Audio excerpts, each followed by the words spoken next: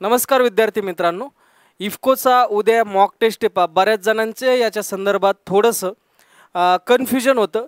आत्ताच ऑफलाईनला या गोष्टी सगळ्या सांगितलेल्या आहेत, परंतु बरेचसे स्टुडंट हे बाहेर आहेत, तर ऑफलाईनला येणं शक्य नाही. परंतु इफ्कोची जी मॉक टेस्ट असेल, ॲक्च्युअल एक्झाम असेल, ती कशा पद्धतीने होईल त्यांनी एक मेल पाठवलेले आहे. ते मुलांमध्ये ते कन्फ्युजन आहे की ॲक्च्युअल एक्झाम कधी, काय, या सगळ्या गोष्टी. तर या व्हिडिओच्या माध्यमातून आपल्याला त्या सगळ्या गोष्टी पाहिजे आहेत.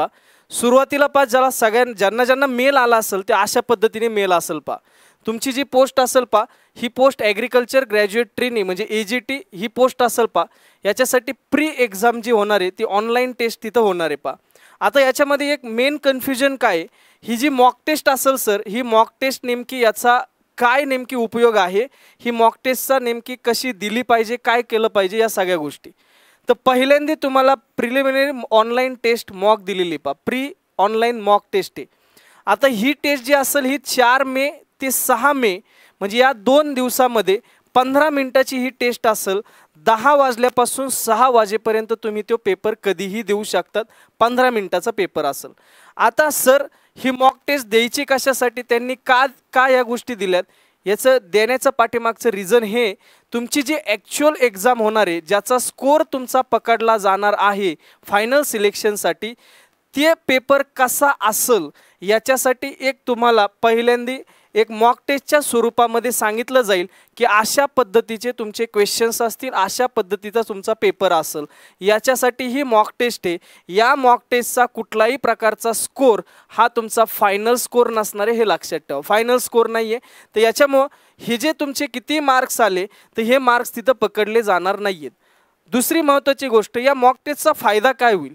मॉक टेस्टचा फायदा हा होईल की जे काही तुमचं प्रोफेशनल नॉलेज असेल 100 मार्कला आणि 50 मार्कला जे जनरल ॲप्टिट्यूडचा क्वेश्चन्स असतील, तर हे 100 मार्क्सचे क्वेश्चन्स कोणत्या लेवलचे असतील, कुठल्या सब्जेक्टचे जास्त असतील, म्हणजे सॉईल सायन्सचे जास्त असतील की त्याच्यानंतर दुसऱ्या कुठल्या सब्जेक्टचे जास्त असतील, हे या मॉक टेस्टवरून कळेल.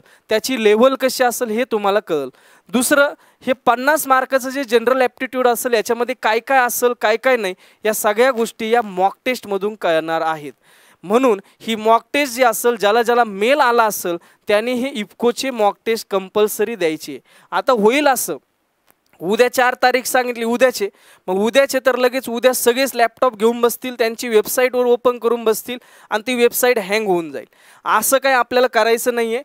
स्टेप बाय स्टेप जातो मी, कारण 4 तारखेपासून 6 तारखेपर्यंत आपल्याला वेळ दिलेला आहे. दिवसभरातला 10 वाजल्यापासून 6 वाजल्यापर्यंत आपल्याकडे वेळ आहे. या 15 मिनिटाची टेस्ट आहे. एखाद्याने जर समजा उद्या लॉग इन केलं, उद्या लॉग इन त्याला टेस्ट देऊ द्या. परवा तुम्ही करा. बरं, परवा करत असताना तुम्ही दुपारी परवा करा, काय प्रॉब्लेम आहे, नाही प्रॉब्लेम. पण विनाकारण ते 4 तारखेला सगळे एकत्र येऊन एकाच टायमिंगला लॉग इन जर केलं, ती वेबसाईटसुद्धा हँग होते. लक्षात ठेवा, इफ्को असेल, त्याच्यानंतर जे काही तुमच्या बाकीचे ज्या एक्झाम्स होत्यात, ह्या एक्झाम्समध्ये हे ऑनलाईनचा खूप मोठा प्रॉब्लेम असतो. त्याच्यामुळं कृपया या गोष्टी करू नका की तुमचे 4ला दिली तर स्टेप बाय स्टेप सगळ्यांनी एक एक गोष्टी व्यवस्थित करा. 15-15 मिनिटाची मॉक तुम्हाला द्यायची. याच्यानंतर तुमची 8 तारखेला 8 मे 2025ला या दिवशी तुमची ॲक्च्युअल एक्झाम होणार आहे. ॲक्च्युअल प्री एक्झाम होणार आहे, जी तुमची 45 मिनिटाची असेल आणि त्याचा टायमिंग फिक्स आहे. असं नाही की ती 10 वाजल्यापासून 6 पर्यंत कधी देऊ शकतात, असं नाही दिलेलं.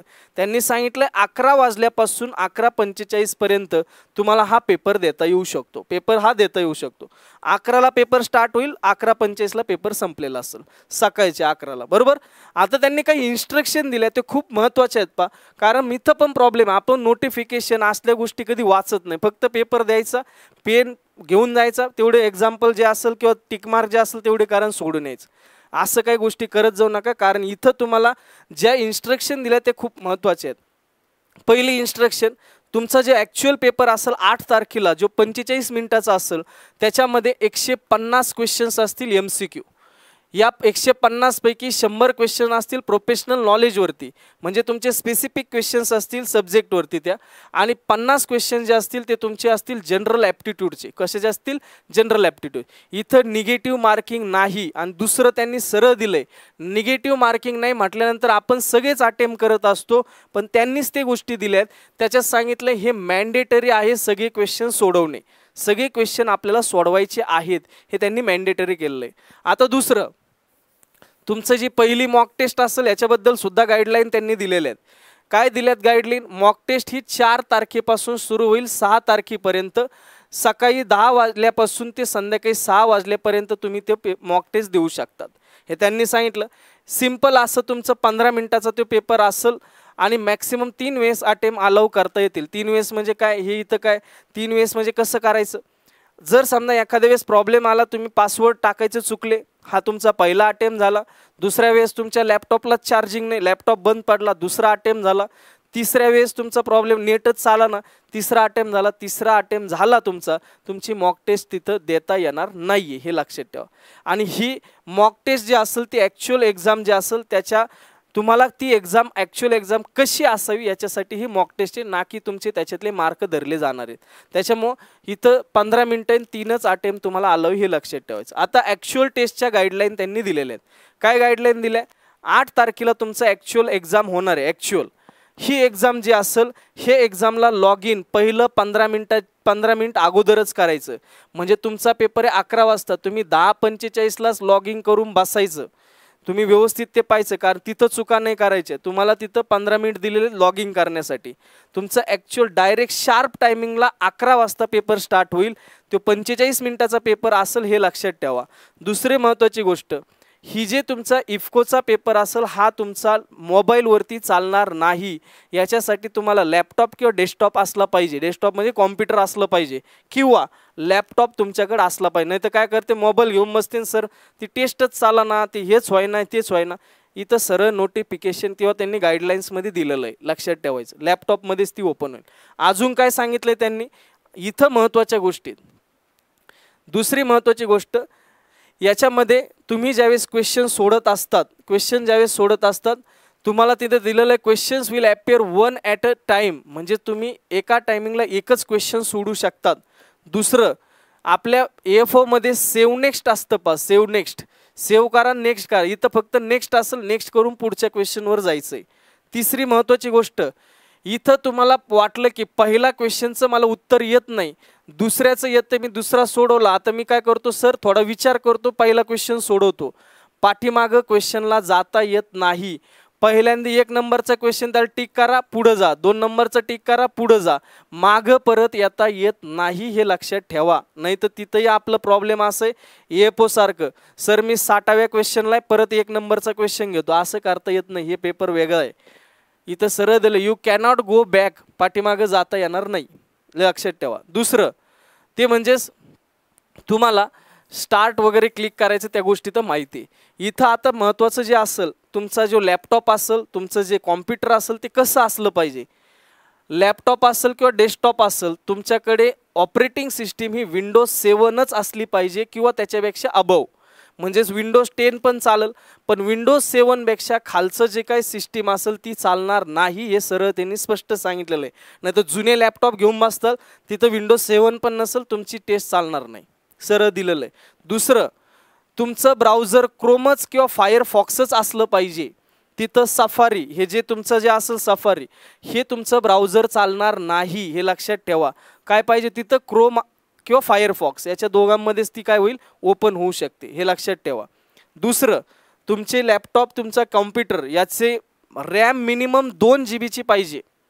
होतं असं की आपले फोटोच एवढे असते की त्याच्यामध्ये 500 MB शिल्लक राहते, 210च. मग कोणता फोटो डिलीट करू, कोणता नाही, आज ठरवायचं आणि उद्या पेपर आहे, या गोष्टी करू नका.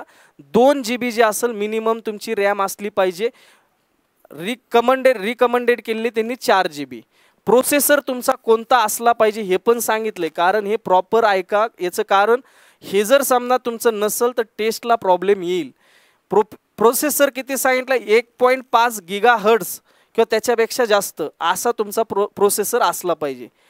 ब्राउझर नोट त्यांनी सरळ दिलं, test will not work on a Safari, use Chrome आणि फायरफॉक्स ओनली.